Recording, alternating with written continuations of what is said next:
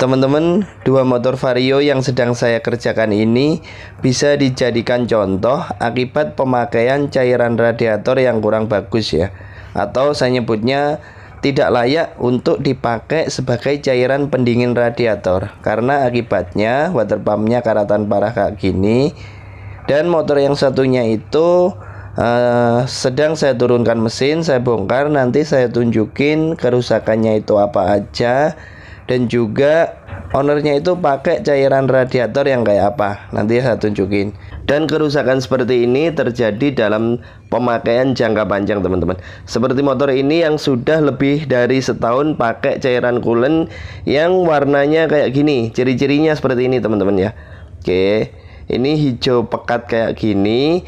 Dan motor yang satunya itu pakai cairan yang beda merek, tapi ciri-cirinya hampir sama seperti ini teman-teman. Sebentar, ini mau saya bongkar dulu nanti biar teman-teman tahu dalemannya kayak gimana. Nah, ini sudah saya bongkar teman-teman, dan kondisinya ternyata cukup parah. Ini impellernya sudah nggak bisa dipakai. Dan menurut saya kalau harus dipaksakan memperbaiki water pump yang lama, yang ini menurut saya rugi teman-teman, karena biaya untuk perbaikannya pasti di atas 150.000 teman-teman. Itu biaya spare partnya ya, karena harus ganti impeller ini, seal, o-ring, terus bearingnya. Itu biayanya di atas 150.000 teman-teman. Jadi menurut saya rugi. Nanti saya jelaskan. Dan ini akan saya tunjukin teman-teman. Oli mesinnya kayak gini ya, ini kelihatan coklat karat kayak gini. Ini saya tap dulu biar lebih jelas teman-teman. Dan penyebab terjadinya karat yang parah seperti ini itu disebabkan karena di dalam cairan radiator yang dipakai itu selain titik didihnya yang rendah, juga tidak mengandung anti karat teman-teman ya. Jadi kalau radiator standar pabrikan itu kan ada namanya mengandung anti karat, dan juga titik didihnya pasti lebih tinggi daripada air mineral itu. Jadi teman-teman, saya sarankan untuk minimal memakai cairan radiator yang standar pabrikan, dan untuk penggantiannya jangan sampai di atas 10.000 km teman-teman, atau setiap setahun sekali lah diganti biar motor kita itu awet. Nah, ini olinya seperti ini teman-teman. Sebentar, saya bawa ke tempat yang terang dulu biar lebih jelas ya. Oke, ini sudah berubah warnanya karat seperti ini, tapi masih untung motor ini suara mesinnya masih halus. Jadi saya rasa tidak perlu untuk sampai turun mesin ya. Nah, kayak gini. Nah, teman-teman, ini bekas-bekas sisa-sisa karatnya itu bekas kebocoran yang di blok ya. Ini juga bloknya karatan parah kayak gitu teman-teman. Dan ini nanti akan saya ganti. Kenapa? Karena untuk penggantian satu set baru seperti ini, harganya di tempat saya itu atau di daerah saya itu antara 260.000 sampai 280.000-an teman-teman.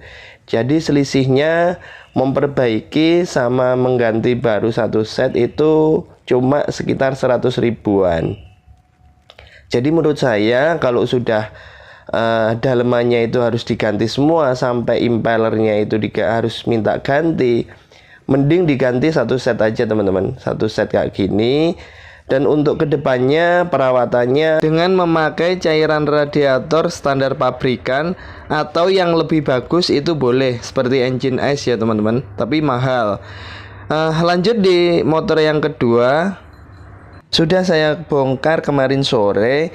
Dan ini keluhan ownernya, indikator temperaturnya itu sering nyala, dan motornya berebet di kondisi-kondisi tertentu teman-teman.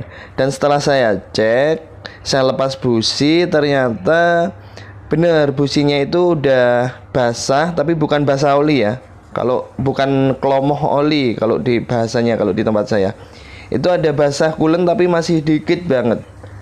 Nah, tapi kalau kebocoran coolant ke ruang bakar walaupun dikit itu pasti sendat-sendat motornya teman-teman. Bentar saya tunjukin packing headnya teman-teman. Ini kemarin sudah pada ngelupas kayak gini dan juga berkarat teman-teman. Tapi ini sudah saya bersihkan. Dan untuk vario ya, vario itu kalau sudah sering overhead, jangan lupa headnya itu di cek sekalian teman-teman, melenting atau enggak, karena banyak sekali kasus yang silinder headnya itu melenting kalau sudah sering overhead. Kalau melenting ya harus dipapas kembali ya, harus di scrub kembali biar rata. Dan ini water pumpnya nggak seberapa parah ya, nggak pas separah yang tadi karatnya, tapi juga udah pada karatan. Dan ini sisa karatnya yang gumpal dan nyumbat lubang pembuangan coolant. Jadi ini sebenarnya coolant-nya keluar dari sini teman-teman kalau ada kebocoran. Kayak gini, tapi ini posisinya kesumbat, akhirnya juga masuk ke dalam mesin coolant-nya. Oke. Untuk lebih jelasnya ini akan saya bongkar dulu kayak gimana kondisi dalamnya ya. Bentar. Oke, ini sudah saya bongkar teman-teman. Nah kayak gini, ini sisa-sisa karatnya kayak gini kelihatan, cuma belum seberapa parah. Cuma ini impellernya juga sama aja. Ini sudah aus dan juga udah berkarat ya teman-teman. Nah ini udah aus. Ini tempat sealnya sudah aus, jadi juga tidak bisa dipakai. Dan ini motor nanti juga akan saya ganti satu set water pumpnya. Saya ganti satu set karena gini perhitungannya teman-teman. Kalau impellernya ini masih bagus, itu diperbaiki nggak apa-apa. Jadi tinggal ganti sealnya, o-ring sama bearingnya. Itu masih nggak apa-apa, masih kalau mau diperbaiki masih nggak rugi lah. Dan nanti teman-teman bisa bandingkan kondisi water pumpnya dengan Vario tahun 2012 yang terawat dengan baik ya, yang nanti videonya akan segera saya upload setelah ini. Kebetulan itu motor itu rawatan saya dari baru dan selalu menggunakan cairan radiator standar pabrikan, serta penggantiannya itu rutin teman-teman. Nanti lihat sendiri, bandingkan sendiri kondisinya seperti apa ya. Dan kebetulan motornya itu mau ganti seher, makanya nanti saya bikinkan videonya sekalian.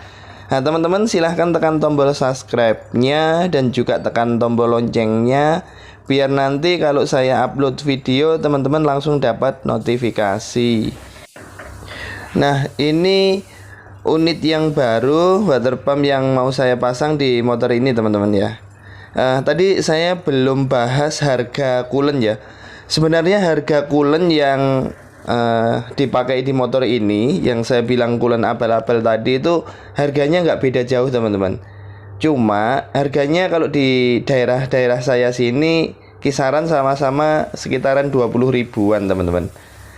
20 sampai 25 ribu malahan ada ya. Cuma isinya itu yang coolant abal-abal itu 1 liter, harganya kisaran 20 ribuan. Sedangkan coolant standar pabrikan dari Honda itu harganya cuma 18.000. Cuma isinya 500 ml teman-teman. Dan kalau yang standar pabrikan dari Yamaha itu kan isinya 900 cc. Jadi harganya juga agak mahal, 38.000. Tapi teman-teman kalau mau pakai standar pabrikan dari Yamaha dipakai di Honda itu juga nggak ada masalah, tetap bagus kok teman-teman. Karena saya juga sering pakai coolant Yamaha di Honda, itu juga nggak ada masalah. Dan yang terpenting adalah edukasi dari mekanik ke owner atau pemilik kendaraan itu sendiri. Kalau ketahui customer tersebut atau konsumen kita itu pakai cairan radiator yang abal-abal. Seperti kemarin saya dapat pertanyaan kayak gini, seandainya saya lagi di pelosok atau daerah terpencil dan harus ngisi radiator, sedangkan di sana nggak ada cairan radiator yang bawaan Honda atau bawaan Yamaha, terus itu gimana bang? Nah caranya gampang, boleh dipakai cairan radiator apa aja yang ada, tapi jangan terlalu lama. Mungkin 1 bulan, setelah itu pemakaian itu harus diganti ya, harus ditap. Nah, nanti kalau sudah dapat cairan radiator yang standar pabrikan. Cairan radiator yang lama itu dibuang, tapi jangan lama-lama ya, antara 1 bulan sampai 2 bulan saya rasa masih aman, itu nggak ada masalah.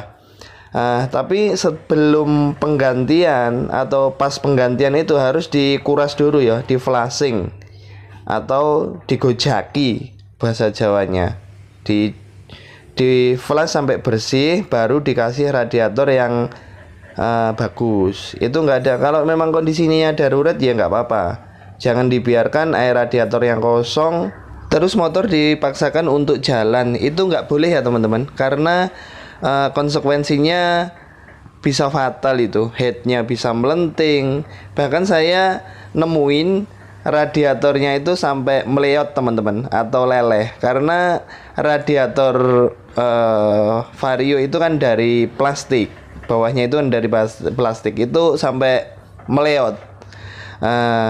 Jadi seandainya teman-teman di perjalanan terus indikator temperaturnya itu nyala dan teman-teman buka radiatornya ternyata itu kosong, terus adanya di sekitaran situ cuma toko, nggak ada bengkel, beli aja air mineral teman-teman, yang kemasan ya, jangan air sumur.